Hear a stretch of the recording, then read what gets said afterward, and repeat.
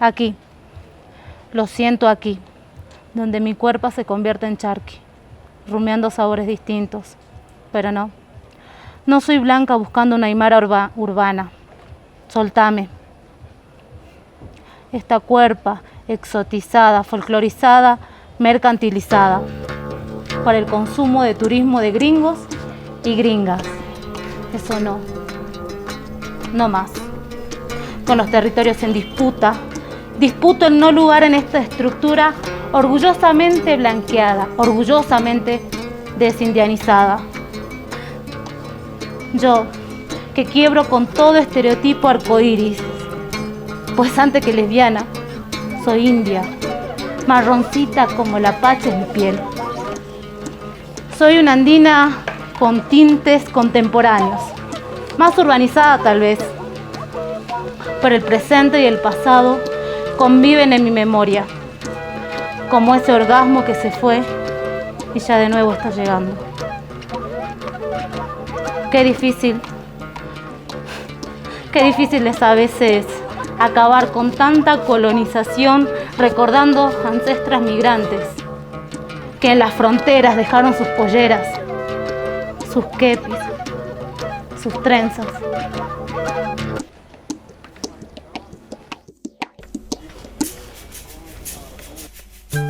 Y trenzando ando caminos que entretejen luchas y amores que en jueves de comadre, libres y sin culpa, me vieron inmiscuirme entre polleras húmedas, danzando hasta el amanecer, en carnavales héteros, desobedeciendo la lógica binaria que quiso penetrar con su bandera esta cuerpa marrona que rompe con toda hegemonía lésbica. Y así nomás soy, bocón y bien guasa. Entre tanta chicha y aloja, brotan de mis labios coplitas orgullosas para enamorar a esa comadrita carita y chumpi de cabellos negros. Y en este andar vengo sorteando piedras y miradas inquisidoras ante mis besos torteriles, besos coqueros y rebeldes. Con sus dedos me apuntan, con los míos me mojo, midiéndome como quien quiere pasar un poquitito de coca de más en alguna frontera andina. Límites que no veo pero traspaso. Me dibujaron los borders. No tengo carnet de la comunidad andina. He nacido en Argentina. Me han dicho que ahí no existo.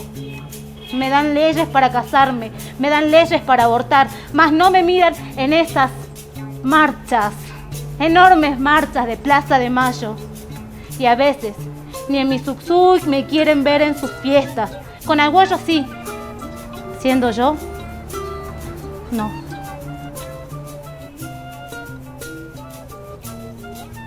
Y me entrego al punchi, punchi, punchi, punchi, añorando unas cuecas, un marollo, una chicha. Quiero abrazarla, escuchando algún guainito viejo, pero solo se escucha punchi, punchi, punchi, punchi, punchi, punchi.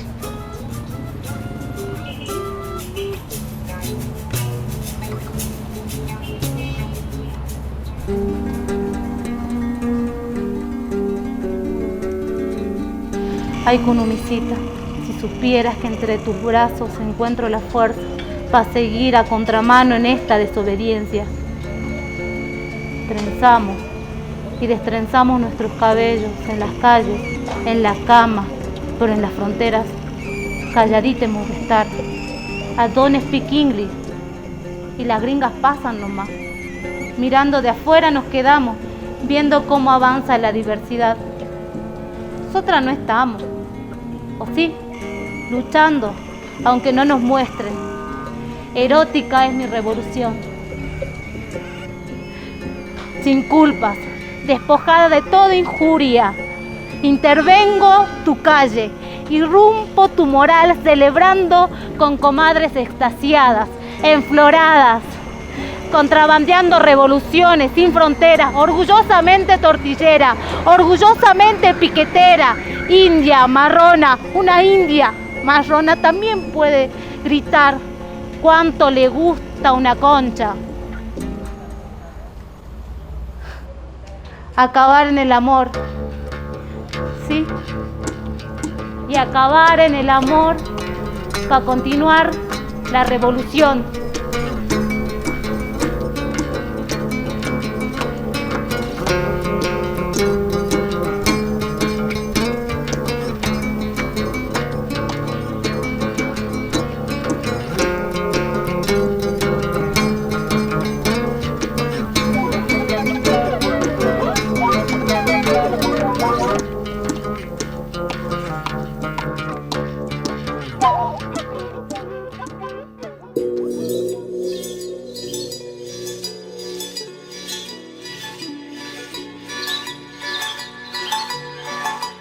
Bienvenidos y bienvenidas a esta nueva jornada de Nación Marica desde la zona Vallivian de la ciudad del Alto.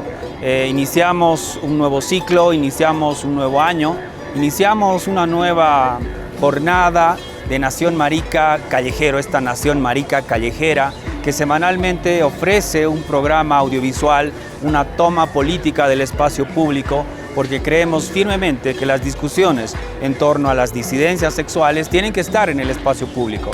Por eso pensamos que hay una toma política justamente para desestabilizar las hegemonías del espacio público y las disputas por la sexualidad también en el espacio público, que es el espacio donde nos desenvolvemos maricas, machorras, trabas, todas las que estamos y venimos de abajo, estamos en lo popular y queremos abrir discusiones también en este tipo de espacios. Nos encontramos en la ciudad del Alto, nos encontramos en la zona Vallivian de la ciudad del Alto y nos encontramos con una invitada bastante especial para Nación Marica. Nos encontramos con Saris Imilla. Saris es actriz, es performer, es activista antirracista, es profesora de teatro y también se define a sí misma como tortillera. Saris, bienvenida a Nación Marica. Muchas gracias, gracias por la invitación. Hola a todos, todas y todes que estarán viendo este programa, que están viendo esto. Saris, bienvenida nuevamente, gracias por aceptar esta invitación de Nación Marica. Lo primero que quiero preguntarte, ¿qué te parece el espacio público? ¿Qué te parece la calle con todo el ruido, con la lluvia, con el sol, con toda la gente en el ajetreo de la feria, del mercado en la ciudad del Alto? ¿Qué te parece el espacio público como escenario para plantear una discusión en torno a las sexualidades, pero también en torno al racismo? Para mí me parece como acertado, como certero la toma del espacio público, porque las discusiones no hay que hacerlas adentro, sino hay que hacerlas afuera, no solo para socializar, sino también para visibilizar qué esto está pasando, qué es lo que nos atraviesa como personas, como seres humanos, desde nuestra identidad cultural, racial, de género y más que nada estos espacios de mercado que también me acercan mucho a mi Jujuy, ¿no? Que tiene ese aire todavía. Hay un aire de mi tierra, de mi pago, en esto, ¿no? El ruido, la feria, el mercado, estos cruces, ¿no? De olores, sabores, sonoros, todo. Exacto. Saris, tú eres argentina, específicamente de Jujuy, eres segunda generación, vamos a decir, de migrantes bolivianos, pero nacidos, en tu caso nacida en Argentina, por lo que nos dices, ¿no? ¿Desde dónde te enuncias? ¿Cuál es tu lugar de enunciación? Te enuncias, ya nos adelantabas como marrona, pero en el tema indígena, en el tema indio, en el tema cholo, chola, ¿cuál es ese lugar de enunciación que politizas? Yo me politizo más que nada como una india de corporalidad marrona, ¿sí? Hija, nieta, bisnieta de migrantes,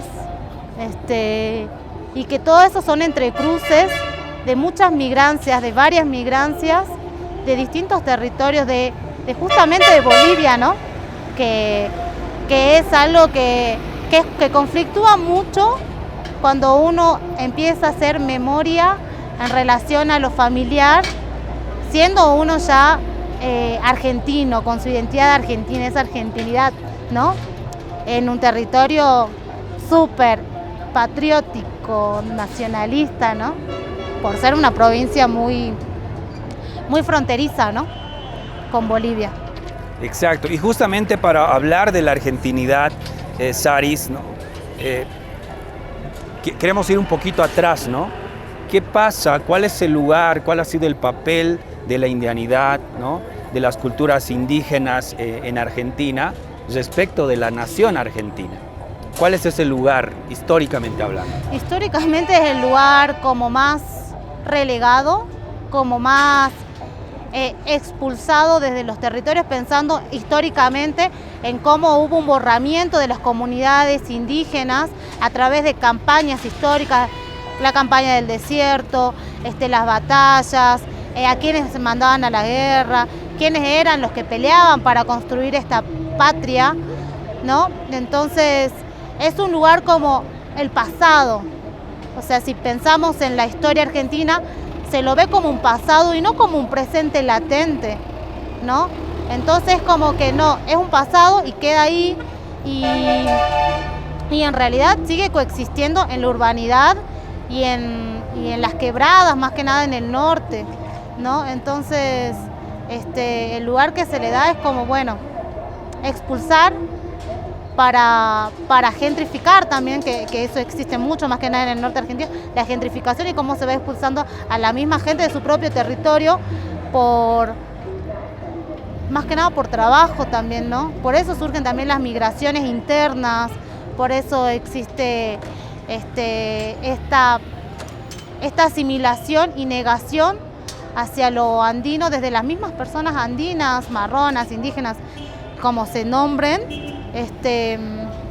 Existe eso, pero es por una construcción del Estado, tanto desde la educación como de lo político y lo social que existe, como política de Estado tal vez, en un principio, pensando en Sarmiento, ¿no?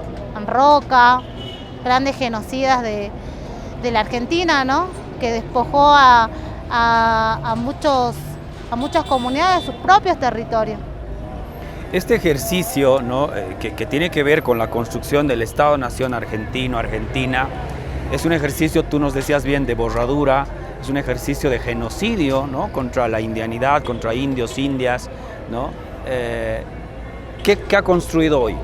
¿Bajo qué parámetros se entiende hoy la nación argentina, la argentinidad? ¿Cómo se entiende hoy la argentinidad? La argentinidad es la que descendió de los barcos. Esa es la argentinidad que se enuncia, es la argentinidad que se ve en las películas. O sea, no por nada ahora el Oscar está la película nominada al Oscar, o está ahí para selección del Oscar, una película que habla sobre la dictadura, la dictadura y el proceso hacia el proceso judicial hacia los milicos, ¿no? Entonces, pero qué rostro muestra también, ¿no? Entonces esa es la construcción de Argentina que se ve en todas las películas históricas, que es esa Argentina blanca, italiana, muy española también, ¿no? Esa es la Argentina que se exporta y nosotros estamos como en un último eslabón como representación de esa Argentina muy alejada de lo que es, ¿no? Planteando estereotipos y todo lo que ya sabemos, el estereotipo del colla, del indio, de la india, en el cerro, ahí tranquilo, sin deseo, sin amor, carente de toda expresión, ¿no? Que esa es la argentinidad, que se muestra y es la blanca, ¿no? Y nosotros, nada, la empleada, que seguramente no debe ser argentina, seguramente es boliviana, ¿no? Pero ¿por qué pasa eso? Porque no se nos asimila a lo argentino. Es la negación de esa marronitud argentina. Hay una ceguera que tiene la Argentina respecto a la racialización y a los cuerpos racializados en ese territorio, ¿no? Y justamente esta frase que tú recuperas estuvo en boca del presidente Fernández hace un par de años, ¿no? Cuando dijo que la argentinidad justamente llegó con los barcos europeos, ¿no? Entonces, en clara alusión, por supuesto, a una borradura de lo indio, de lo indígena, pero también en clara alusión a un tema blanco, ¿no? O sea, plantear esa argentinidad que tú nos dices, ¿no? Que hoy la argentinidad es blanca, digamos, ¿no? en este ejercicio de pensar la argentinidad como una sociedad blanca, ¿no? De clase media alta, ¿no? Buenos Aires, ¿qué pasa con el norte argentino? ¿No? ¿Cuál es el lugar político de los sujetos y las sujetas de todo el norte argentino? Bien próximas a Bolivia, ¿no? Pero ¿qué pasa con el norte? En el norte argentino hay como hay una naturalización del racismo primeramente. Hay una fuerte también negación de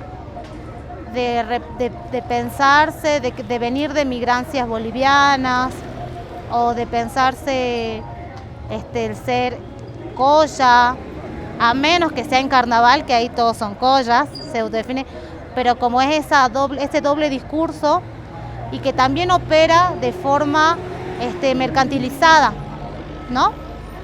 Pensando en términos de mercantilización del turismo y gentrificación de territorios más quebradeños, más puneños para el consumo, ¿no?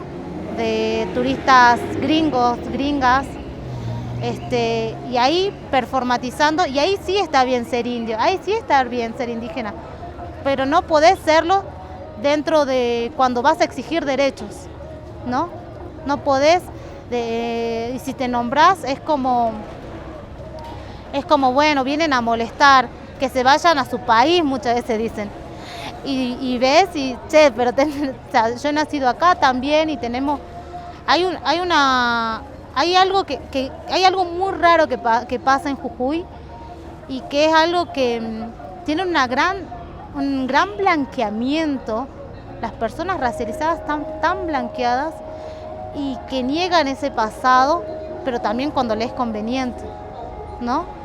Para algunas cosas sí, para otras cosas no, ¿no? Porque si pensamos en las luchas sociales, quienes encaran las luchas sociales son personas marronas, indias, racializadas, que si bien no se denunciarán de esos lugares, pero son las personas que también salen a manifestar a las calles por sus derechos, y está la otra sociedad jujeña que le molesta que esa manifestación, y agreden, insultan de forma racista, pero te estás viendo y tenemos la misma cara.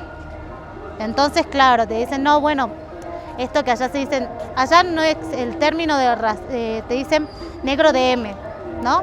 Pero obviamente no desde lo afro, sino negro es como, esta cara es como, yo sería una negra de M si me estoy manifestando en la calle. Ahora, en términos de argentinidad, por ejemplo, pasa que con el norte argentino se le niega justamente, ¿no? Ustedes no son argentinos, ustedes son bolivianos, ¿no?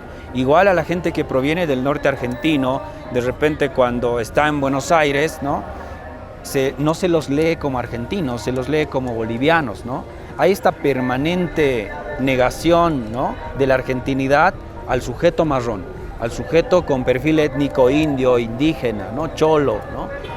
¿Qué está operando ahí? ¿Qué hay un ejercicio, ¿no? Por un lado, ¿no? Yo siento que hay una suerte, ¿no? de pensar, digamos, una sociedad blanca desde el Estado, ¿no? Pero también en lo social. Y ambos elementos se legitiman constantemente, y claro, eso desemboca en racismo constante, ¿no? Que ahora tú nos dices, pasa también en Jujuy. Cuando uno pensaría, todos somos marrones y estamos bien, ¿no? Y todos nos entendemos en nuestra indianidad, pero no está pasando, ¿no? O sea, la aspiración sigue siendo la blanquitud. Sí, la aspiración sigue siendo la blanquitud, siempre, porque entendemos que el racismo es estructural y en Jujuy opera de forma muy naturalizada, muy tapada, muy por debajo, pero que es difícil desandar, pero lo estás viendo y lo estás sintiendo, y entre mismos pares que también pueden decir, no, estás exagerando, no es así, si todos somos esto, y esta permanente homogeneización de que no, porque todos somos, y no, porque hay ciertos espacios en los cuales nosotros no podemos acceder, ¿no? Por ejemplo, pensando en las estructuras de la cultura, ¿no? ¿Quiénes son los artistas renombrados de la cultura jujeña? ¿Qué rostros tienen, no? Pensando ahí, y obviamente son gente más blanca, ¿no? O casual, y tenemos artistas con mucha más capacidad de ocupar espacios de representatividad de la cultura, por ejemplo, pero bueno, no es lo mismo, ¿no? Porque ¿qué es lo que se quiere aspirar? Se aspira a lo blanco, por eso allá existe todavía los concursos de belleza, pero de adolescentes, la Fiesta Nacional de los Estudiantes, donde se elige a la reina de cada colegio secundario, se eligen reinas, se eligen representantes de cada departamento, y así eligen reina provincial, departamental y nacional. Y uno ve los fenotipos dependiendo la región, y siempre desde el lugar donde uno mire, siempre la aspiración va a decir que la changuita, que la chinita que represente a cierto, más allá que sea de la Quebrada de la Puna, sea hegemónicamente más parecido al occidental. O sea, y es esa mirada, y son adultos que juzgan la belleza de esas adolescentes, ¿no? Pensando en las adolescencias que están en otro tipo de desarrollo desde su cuerpo, desde la belleza, ¿no? Que está tan marcada dentro del consumo de la televisión, ¿no? Entonces, ¿qué es lo que representa Jujuy en una reina nacional? ¿O qué es lo que dicen? Bueno, la que representa Jujuy siempre es una chica, una adolescente, de rasgos mucho más europeos, y esa es la belleza jujeña. Entonces, eso es la aspiración. Entonces todos aspiran a ser esa jujeña que está ahí, y todas nacen con esa aspiración desde muy pequeñas, a ser reinas de belleza, de llevar ese fenotipo más que nada más blanco, y todo lo que influye en la industria de la belleza, ¿no? Con todo eso. Y en la construcción social también, ¿no? Y popular de lo bello, o sí, la bella. ¿Quién es el bello o la bella, no? Que eso se reproduce a nuestras cuerpas marronas, a nuestras colectividades indias, de donde venimos nosotras, ¿no? Y eso opera también en negación, ¿no? En vivir con culpa, vivir con miedo, y diferentes tipos de elementos.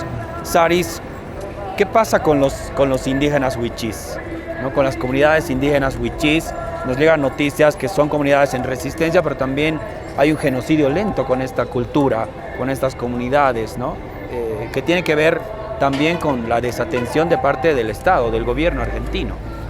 Es que lo que pasa es que también es como hacen es como todo muy difícil como para explicarlo, porque siempre piensan esta cuestión de, bueno, armamos políticas públicas para el acceso de todos, y ese es el eslogan, ¿no?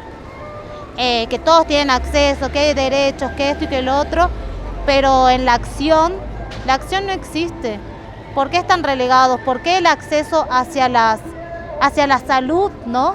Hacia la salud, hacia los beneficios sociales, no están llegando a esos lugares? Y es claramente porque, como al ser una resistencia, entonces, y al estar en un territorio donde también hay intereses económicos, entonces ahí es como, bueno, ahí operan los intereses empresariales y los intereses del Estado, ¿no? Entonces, no es casual que las comunidades huichís sean como las más vulneradas y las más relegadas. ¿Por qué? Porque no se asocian, no se asimilan al sistema establecido, ¿no? Porque conservan su territorio, quieren seguir sus costumbres, pero al no asimilarse, entonces, ¿qué hace el Estado? Bueno, lo lamento. Sí, los borra. Nos encontramos en la ciudad del Alto, en la zona valliviana específicamente de la ciudad del Alto, y estamos ocupando el espacio público, estamos tomando este espacio público justamente para hablar de la argentinidad, para hablar del racismo, para hablar también de la lesbiandad, de repente este trabajo, este activismo con Saris Imilla, que es una compañera argentina, jujeña, actriz, performer, profesora de teatro, tortillera, que nos visita en Bolivia y que nos visita específicamente en la ciudad del Alto.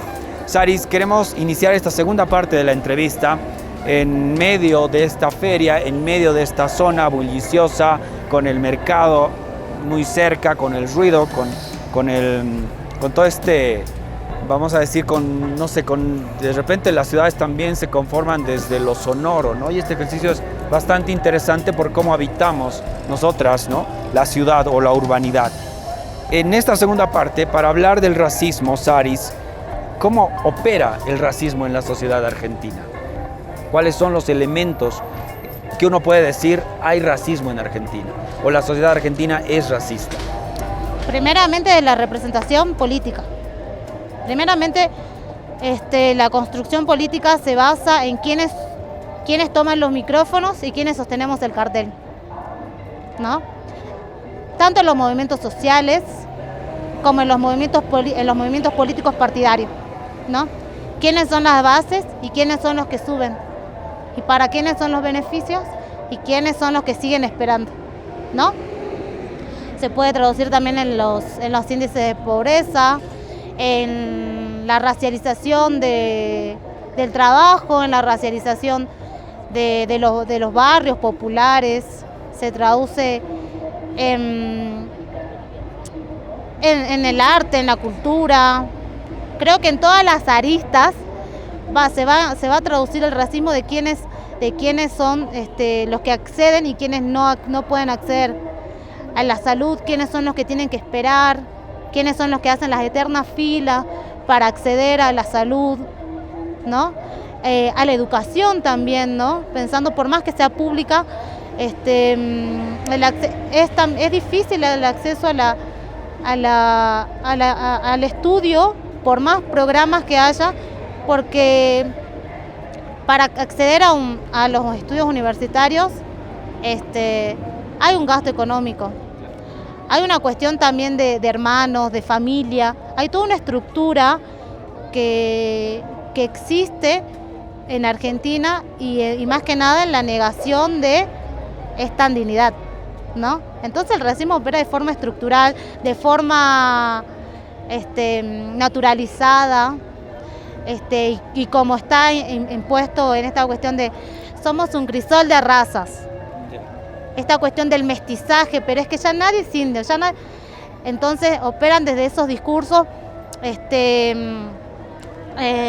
con discurso de esto que es muy, yo no soy racista, si mi amiga es morochita. Entonces es eso, no, yo no soy homofóbico, mi amigo es gay. Son esas construcciones que existen en Argentina todavía, pero como somos un país progresista, con muchas leyes para el acceso de todo, entonces como que, bueno, no, Argentina no es racista, ¿no? Entonces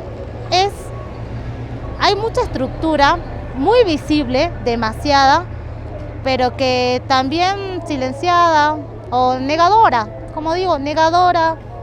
Y esto no están exagerando, por ejemplo, no están exagerando, no pasa, no es así, ¿no? Es difícil también hablarlo y pensar en un territorio donde uno nace, ¿no? Y tener toda esa estructura ahí planteada, cuando uno mismo va a Buenos Aires y te niegan esa argentinidad. Que a mí no me interesa la argentinidad, hay algo que yo tengo, una cuestión de que no me siento argentina. Yo no me siento argentina, por más que mi DNI diga que soy argentina, pero es por algo, y es algo que tal vez lo tengo que redescubrir yo, pero no me siento parte, creo, por tanto nacionalismo extremo que he atravesado en mi misma provincia y en este refuerzo de tenés que ser la banderada de la escuela, representar la patria, esto y esto, ¿no? Desde chico. Y me he peleado mucho con eso. Entonces creo que desde ahí tengo una pelea interna y también una pelea con la centralidad de Buenos Aires, que es de donde se gesta la argentinidad. Es que claro, hay una lucha, yo siento, permanente, ¿no? Por cómo se construye esa argentinidad, que tú nos dices que es blanca, que es nacionalista, ¿no? Que es patriotera, y en esos términos es misógina, es machista, es homofóbica, es transfóbica, ¿no? por muy leyes que hoy se tengan, digamos, por la población LGBT, o sea, el Estado sigue siendo misógino, machista, patriarcal, etcétera, ¿no? Ahora, ¿tú crees que el Estado argentino es racista? ¿Hay un racismo institucional desde el Estado? Sí. ¿Cuáles serían esos elementos que nos ayudan a entender que el Estado es racista? Primeramente, en el acceso a la justicia. Acceso a la justicia, la falta de políticas públicas en relación a visibilizar el racismo dentro de la educación sexual integral. Hay una ley, pero no contempla el racismo, no contempla los estereotipos de cuerpo desde los fenotipos, ¿no? Entonces, esas son las estructuras que tiene el Estado. Entonces, el Estado es racista porque niega, primeramente nos niega desde el hecho de la argentinidad, desde la representatividad y en las políticas. Porque muy difícilmente en Argentina se pueda denunciar hechos de racismo. Hoy por hoy hay un juicio de un pibe que fue asesinado por un grupo de rugbyers. Entonces, dicen, no, es un crimen de clase, pero ¿cómo esos chicos rugbyers de buena familia sabían que él pertenecía a una cierta clase social?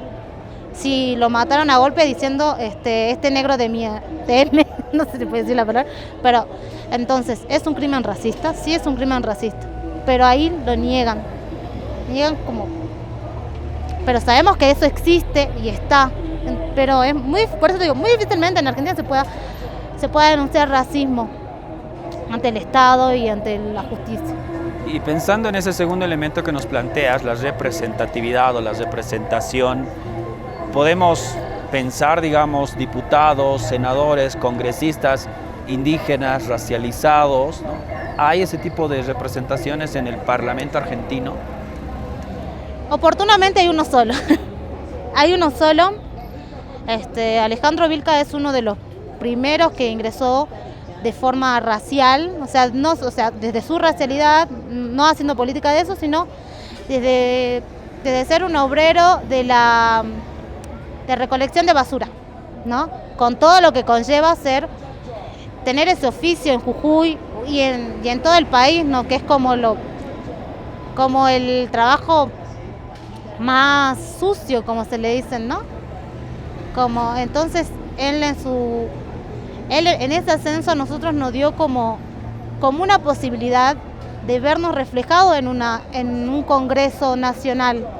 Como representación, sí, nos hizo al fin, ¿no? Al fin alguien como nosotros ocupando una banca, jurando con una huipala. Entonces eso para mí fue como, más allá de que sea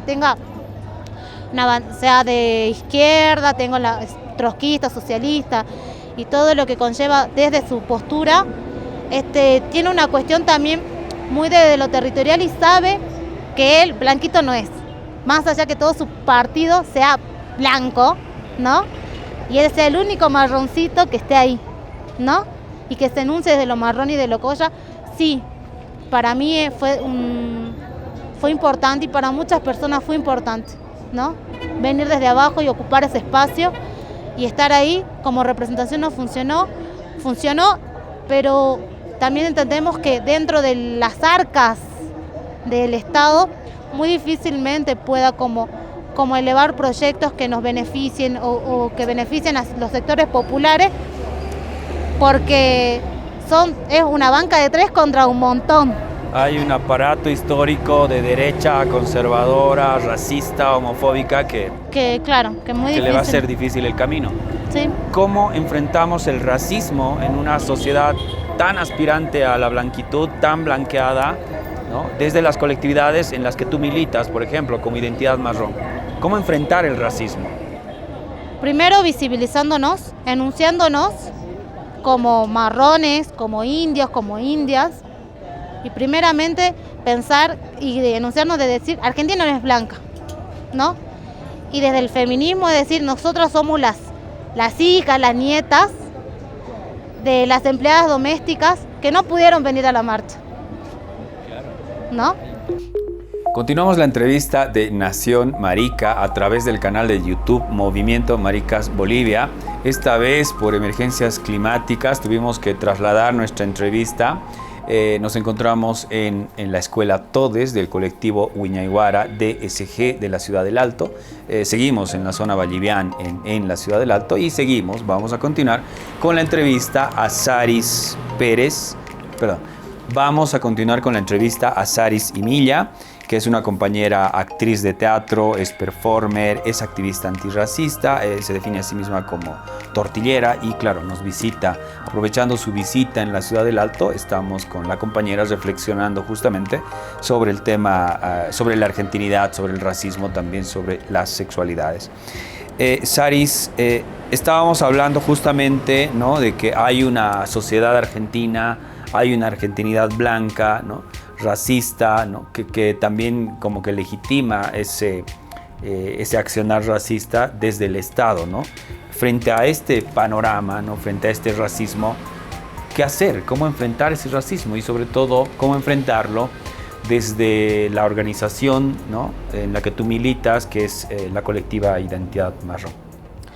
Bueno, nosotros más que nada pensamos para erradicar o plantear, poner en discusión, poner en debate el racismo estructural que existe en Argentina, en Jujuy, a través de acciones culturales, acciones performáticas, desde las redes sociales también, que son como un gran llegador para todas las personas, creo, en relación a la cuestión de la información, ¿no?, que hoy por hoy todo pasa por las redes. Entonces también esa es una gran herramienta para empezar a instalar los temas sobre el racismo, sobre los cuerpos racializados, sobre la estructura racial que existe en la Argentina, ¿no?, y en las provincias, en todas las provincias existe, creo yo, opera de diversidad de formas el racismo, independientemente de las provincias que uno habite, ¿no? En mi caso Jujuy, donde nosotros, al ser una grupalidad, la mayoría mujeres, artistas, gestoras culturales, docentes, actrices, ¿no?, realizadoras audiovisuales, armamos acciones más que nada desde el arte y la cultura, ¿no? A través de ello, generando, habitando espacios tanto estatales como escolares, ¿no?, llevando obras de teatro, abriendo conversatorios, reflexionando, organizando foros, conversatorios, con artistas, con personas de los medios de comunicación, para ver cómo articular o cómo visibilizar el racismo que existe en Jujuy y cómo nos posicionamos para crear políticas antirracistas, ¿no? En el último, no es censo, sino es como la estadística del INADI, que es el organismo contra la discriminación. En Jujuy, el primer nivel de discriminación es por tu forma de cuerpo, y segundo, por tu color de piel. Entonces, ahí están los índices en los cuales como nosotros desde ahí nos posicionamos también, ¿no?, para decir los grados de discriminación que existe en Jujuy. También no es solo por el cuerpo, sea gordo o flaco o lo que fuera, sino también por el color de piel, que eso empezó a surgir justamente el año pasado, empezar a nombrar que hay un trato diferenciado según tu fenotipo, según tu color de piel y según a la clase social también a la que uno pertenece, ¿no? Hay otro elemento que me parece bien interesante, ¿no?, que está haciendo también Identidad Marrón, es como que resignificar la historia, ¿no? He visto puestas de este ejercicio de resignificación histórica, centradas, ¿no?, en los cuerpos racializados o en los cuerpos marrones, ¿no? O sea, ¿cuánto de la historia es necesario resignificarla en términos, ¿no?, de la presencia india, en términos, ¿no?, de quiénes eran los cuerpos marrones que estaban también en lo histórico de la argentinidad, ¿no? Porque luego, claro, como tú nos decías, hay una borradura y se piensa que por decir una cosa, ¿no?, que los héroes nacionales eran todos blancos, que los eran evidentemente, ¿no?, pero en esa resignificación, ¿cómo opera el ejercicio antirracista? Primeramente el ejercicio de la memoria, de pensar que no éramos, como siempre se los nombró, como salvajes, ¿no? Porque si hay algo que la historia sí plantea, que el indio era salvaje, y esto, ¿no? De los cuadros los cuadros que existen, como el cuadro del malón y todo bueno y pobre, ella la mujer, y pensar desde ahí cómo se lo representa al indio y en la representación histórica, de cómo fue visibilizado al indio desde de lo salvaje, y entonces cómo resignificamos nosotros planteando lo contrario, ¿no? Es empezar a hacer el ejercicio de decir, a ver, ¿qué tanto es así? ¿Y quién cuenta la historia, no?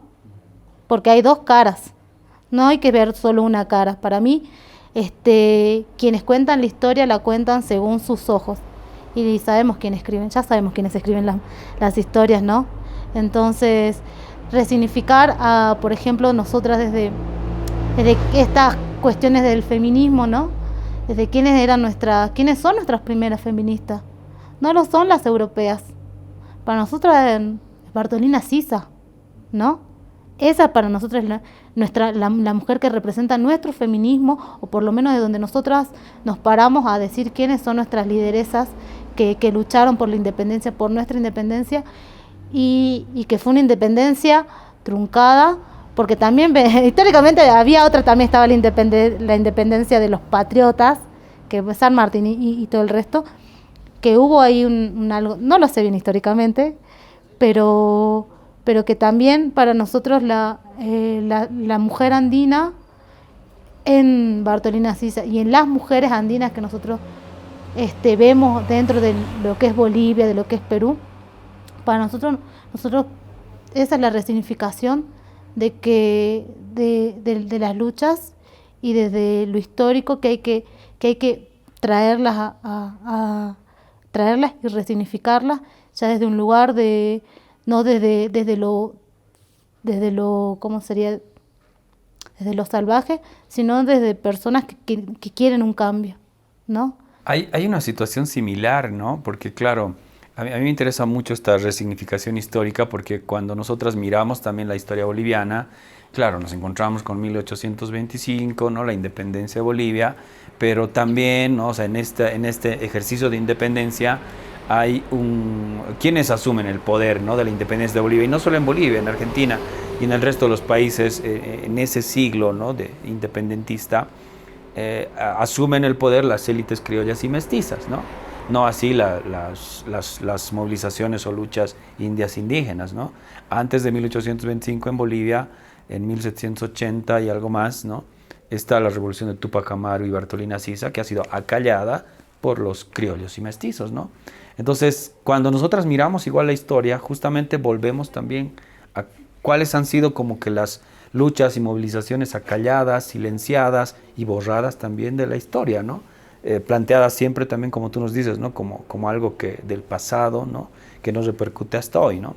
Por supuesto que en Bolivia tenemos como que estamos viviendo otro proceso bastante interesante, ¿no? Bastante políticamente muy fuerte en términos de racialización, por ejemplo, ¿no? En términos de reconocimiento de nuestras identidades indias, indígenas, cholas, ¿no? Y traigo claro esto porque también yo siento que hay un ejercicio interesante desde el arte, ¿no? He visto justamente el malón, que es una marcha, entiendo, ¿no? Del norte argentino. Claro, es la cautiva, donde secuestran a una mujer blanca, y ahí es donde representa el indio salvaje secuestrando a las mujeres blancas para violarlas, para tenerlas cautivas ahí. Cuando pensamos antes de principio de la colonización, como también nuestros cuerpos fueron violentados, ¿no? Violados, maltratados, esclavizados, ¿no? Entonces, resignificar esta cuestión de decir quiénes realmente eran los cautivos, ¿no? ¿Quiénes eran los cautivos, los que fueron esclavizados? ¿Cuántos territorios también fueron usurpados por esa blanquitud, por el criollo, ¿no? Por todas esas personas que bajaron de los barcos y se llevaron el oro, ¿no? Entonces, aunque también yo y las chicas planteamos, ¿no? Pero si nuestro oro también es nuestra cultura, ¿no? Entonces, por suerte, eso no se lo llevaron, ¿no? Y es como que por suerte en la Argentina o en el norte argentino está latente, que es la cultura india, indígena, que la mamamos desde chiquito, ¿no? Que es algo que, por ejemplo, Buenos Aires no tanto, ¿no? No tanto en Buenos Aires, en otras provincias muy poco. Celebración de carnaval, Pachamama, Inti Raymi, solo está en Jujuy.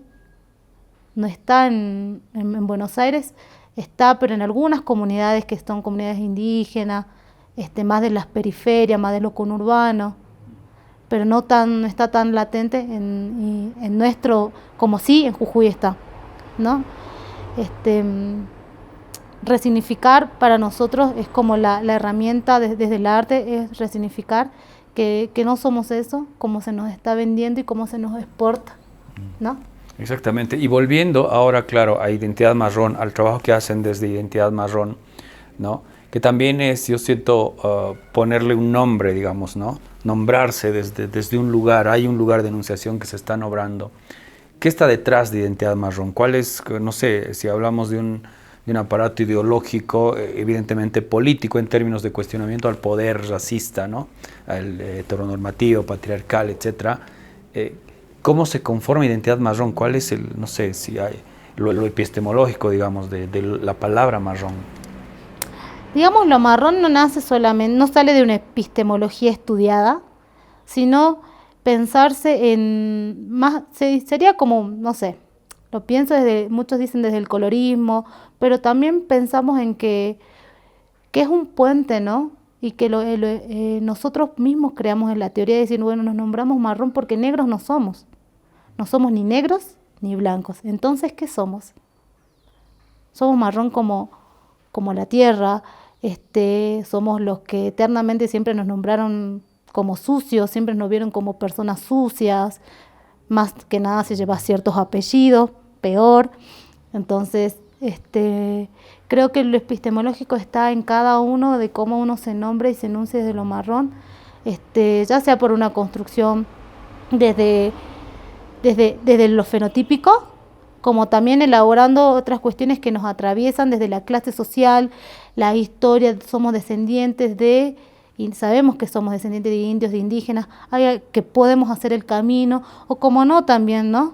Pero sabemos que no somos ni lo uno ni lo otro, ¿no? Entonces nos nombramos como marrones, como signo político para denunciar el racismo también, ¿no? Que por ejemplo, nosotros sabemos que afro no somos, entonces no nos enunciamos como negros.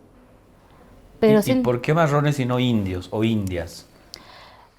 Porque creo que hay una cuestión muy fuerte en cuestiones de estudio o de nombrarse india ya tiene una cuestión no negativa, por lo menos para mí no negativa, en algunos casos sí, dependiendo cómo se lo enuncie, pero también hay una cierta cuota que tenés que cumplir, ¿no? Para el Estado, ser indígena, tenés que hablar una lengua, o sea, tenés que hablar o quechua o aymara, tenés que tener un apellido y tenés que pertenecer a una comunidad en específica, ¿no? Entonces, y si no tenés todo eso, ¿cómo haces? O sea, no podés pertenecer a lo indígena entonces, porque lo indígena también está regulado por el Estado. Entonces, ahí hay una cuestión muy engorrosa también. Entonces, la gente a veces, o las personas prefieren no y no mucho. Es un laburo como muy diverso y hay una heterogeneidad también desde el pensamiento, desde la enunciación, ¿no? Desde lo marrón, también como para empezar a repensarse en la racialidad, de empezar a pensarse en lo indio también, o en lo indígena, y creo que la creación de propias teorías es lo importante para empezar y que la hacemos de nuestras propias prácticas, ¿no? Creo que esa es la gran teoría que tenemos, o la gran epistemología, que es empezar a pensarnos desde nuestras propias prácticas, desde nuestras propias vivencias sociales que nuestros cuerpos y nuestro territorio atraviesan. Qué lindo eso. Otro elemento importante que, bueno, nosotras miramos así muy ilusionadas también lo que está desatando Identidad Marrón y todas las compañeras, ¿no? Que militan en Identidad Marrón, pero también que están activando individualmente también, ¿no? Sobre todo en el norte argentino, nos interesa mucho porque yo siento que hay una mirada muy política respecto del activismo LGBTIQ, ¿no? Y no es casual, claro, que varias de las voces de Identidad Marrón son machorras, son maricas, son trabas, ¿no? Entonces que hay bastante presencia de esta colectividad consciente, ¿no? De su sexualidad, de su género, etcétera, disidente, pero también consciente de su racialidad. En tu caso, ¿cómo transversalizas, ¿no? Eso que hoy la academia ha planteado, este término de interseccional, ¿no? ¿Tú cómo transversalizas justamente tu activismo, tu trabajo, tu lucha lésbica, ¿no? Tortillera, con el trabajo antirracista? Yo creo que primeramente, o sea, mi activismo va más que nada desde el mostrarme desde otro lugar, ya no tan blanqueada, construyendo con otras compañeras, posicionándonos y nombrándonos primeramente como indias, como marronas, primeramente porque antes que, es como esto, ¿no? Antes que torta, antes que lesbiana, somos marronas, somos indias, porque a nosotras no nos van a leer como lesbiana. A mí nadie me va a leer como eso. Me van a ver como porque somos cuerpos heterosexualizados, porque si uno se piensa dentro de cómo nos asignan el género o las personas racializadas no pueden ser maricas ni lesbianas, ¿no? Porque hay una construcción en relación a la racialización binaria, porque nos leen como personas binarias, más que nada, ¿no? Entonces nosotras con las chicas, con unas que otras, nos empezamos a nombrar desde primero nuestra racialidad y después desde lo que somos, de lo otro, ya sean machorra, camionera, lo que fuese, ¿no? Entonces, es algo que de a poco vamos como instalando, porque también recién nos estamos encontrando, ¿no? Yo desde el arte me empiezo primero a posicionar, ¿no? Porque mi arte no puede estar despojado de mi posición política. Primero porque mi cuerpo es político, ¿no? Entonces desde ahí van a ser mi arte, desde mi cuerpo, de mi pensamiento y desde la memoria, ¿no? Activar la memoria de esta cuestión, no idealizando lo indio, lo indígena, que todo pasado fue mejor, porque entendemos que las lógicas patriarcales también operaban de forma distinta antes de la colonización, ¿no? Pero nos pensamos desde diversos lugares y pensamos también, qué sé yo, cómo tortear a las referentes indígenas como Bartolina Sisa, ¿no? O travestir, como dice una compañera, travestir las pachamamas, travestir los sapus, travestir todo, ¿no? Entonces, tortear, ¿no? En esta construcción desde nuestra identidad de género y mostrarnos como tal cual somos y sin performatizar, porque siempre lo que quiere lo LGBT es esto, ¿no? La cholita, la collita ahí con la otra collita besando, nunca urbanizadas o contemporáneas o mezclar ambas cosas, ¿no? Siempre nos prefieren desde lo performático, lo folclórico, y ahí es como lo espectacular, ¿no? Y si nos mostramos así nomás, como sé yo, es como no pasa nada, bueno, ni siquiera nombradas, ¿no? Ni siquiera nombradas de nuestra racialidad, porque en la lucha LGBT también vemos ese blanqueamiento, más que nada en Jujuy. A diferencia de otras marchas que he ido, por ejemplo en la marcha de Tilcara, en la marcha de La Quiaca, que ahí estuvo muy presente lo racial, pero en la de San Salvador tiene un anhelo a la blanquitud que se ve en las marchas de Plaza de Mayo. De hecho hay una aspiración, nosotras, o sea, venimos reflexionando, ¿no? Críticamente hay una aspiración justamente blanca, ¿no? Que es del movimiento LGBT en general, ¿no? Nosotras nos centramos en lo gay, ¿no? Que es porque hay, digamos, una mirada colonial de la palabra gay, ¿no? Del hábitos que se instala y de todo alrededor de lo gay, ¿no? O sea, la música, la forma como se hacen hoy las marchas, por ejemplo, marchas, desfiles en Bolivia, son pues patrones, ¿no? Del primer mundo, ¿no? ¿Ve? O sea, el tráiler, la música, ¿no? Entonces, es político ocupar la calle, pero también yo siento que hay siempre una mirada así como que muy neocolonial respecto. No hay una. Y el Alto era bien interesante, es bien interesante el Alto, porque en algún momento el Alto, cuando empezó a hacer sus marchas, desfiles del orgullo gay, ellos instalaban una entrada, ¿no? De morenadas, cholas transformistas, ¿no? Entraban con morenada, cuyahuada, ¿no? Waka Waka. Y para mí eso era muy político, porque había una resignificación del orgullo, ¿no? LGBTQ, pero situada desde su localidad, por cómo estas cuerpas estaban entendiendo lo LGBTQ, ¿no? Pero ya eso yo siento que no hay mucho de eso. Al inicio ha sido muy político todo esto, ¿no? Y después yo siento que hay así como que asimilarse a lo que el primer mundo está haciendo, ¿no? O sea, marchar como el primer mundo está marchando, ¿no? De ahí que nos interesa mucho lo que hacen ustedes en Identidad Marrón, lo que está haciendo el norte argentino, en Jujuy, Salta, esta marcha transfronteriza que han hecho en La Quiaca, que me parece genial porque finalmente somos un territorio amplio, ¿no? Y ya los estados-nación son otra cosa, ¿no?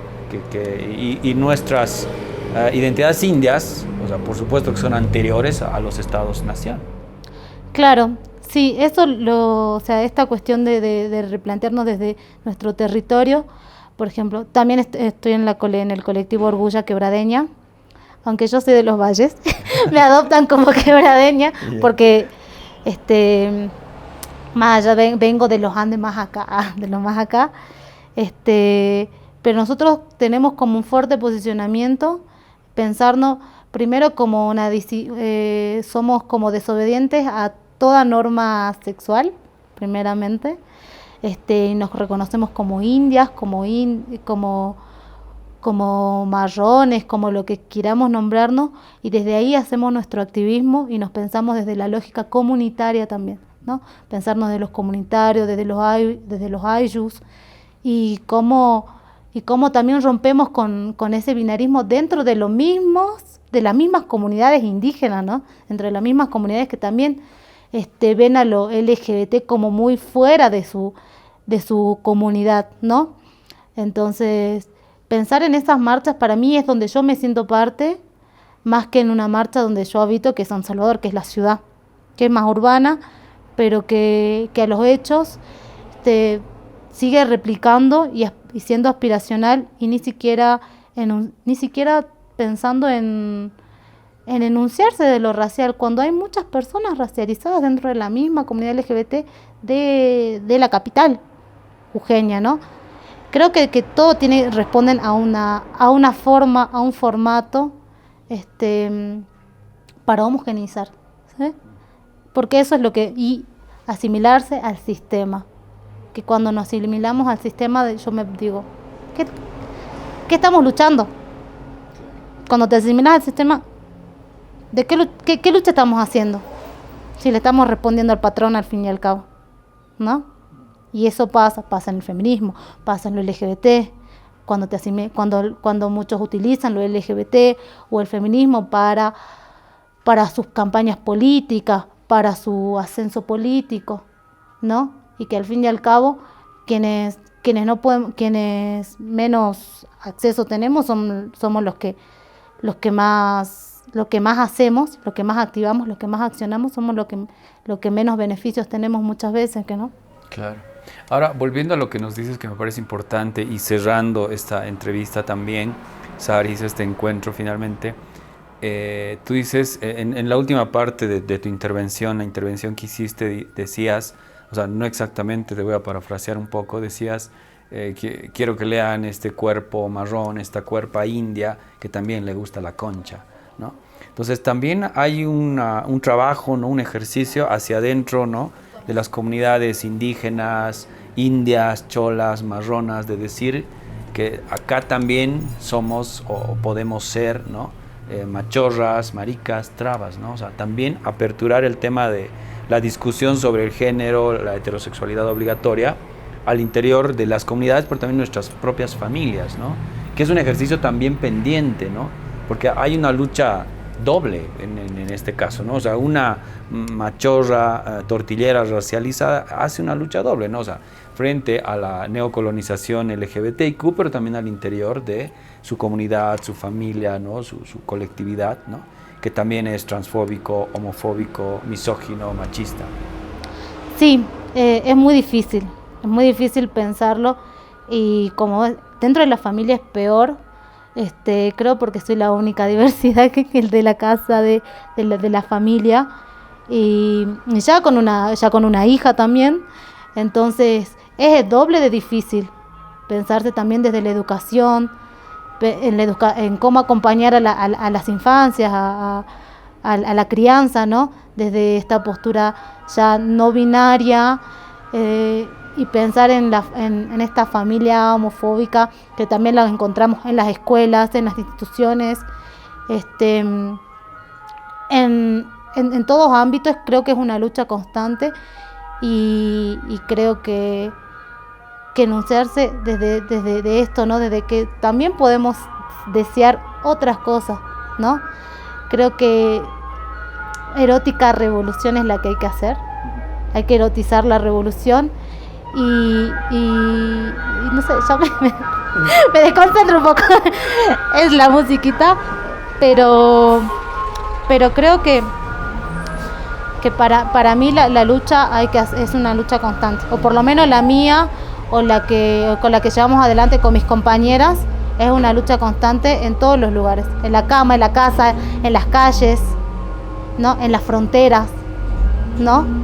Entonces, para mí es como, no sé si es fácil, pero tampoco yo creo que tengo una fuerza de que no sé de dónde sale, que yo me animo a decir, a hacer, más allá de que todo lo que pueda llegar a venir después, ¿no? Hay que animarse, y hay que decir y no callarse, que eso es lo importante, y ser lo que uno siente. Saris, queremos agradecerte por tu presencia, por aceptar la invitación primero de Nación Marica, por también aceptar esta discusión de estar en el espacio público, de tomar el espacio público, también por traernos toda esta discusión, traernos toda tu experiencia, traernos todo tu trabajo desde Identidad Marrón, pero también tu trabajo individual como artista, como profesora de teatro, ¿no? Como educadora también, ¿no? Y ayudarnos también a nosotras a sostener, a entender nuestra racialidad, a entender también la lucha que estamos construyendo, ¿no? Así que gracias por estar en Nación Marica. Nada, yo agradecida a ustedes también por la invitación. Para mí es como, no sé, para mí ya me siento una estrella. Ya soy top. Como quien diría, muda, mi amiga me dejan. Pero no, agradecer el espacio, agradecer esta linda charla, esta posibilidad de visibilizar y de traer algo de mi Jujuy acá. Y no sé, gracias a ustedes. La verdad, gracias. Estoy muy agradecida a la Pacha. Le agradezco a la Pacha y a, no sé, y a los tejidos, y a esta herencia, y a esta, no sé, a esta herencia que tenemos, y a estas uniones que nos hace, y que nada es casual, ¿no? Por algo nos unimos, por algo nos encontramos. Gracias nuevamente, Saris, por estar en Nación Marica. No, ustedes. Bueno, nos vamos con Nación Marica hasta la siguiente jornada. Una nación marica itinerante, una nación marica callejera, un ejercicio político de toma del espacio público, de desestabilización de las hegemonías heterosexuales. Hasta la siguiente vez con Nación Marica, y nos vamos saludando a todos los marulos, a todos los chizos, a todos los queusas, a todas las orcochis, a las tortilleras, a las carimachas, a todas las tracas, trabas transexuales, a toda la población disidente sexual. Hasta la siguiente vez con Nación Marica.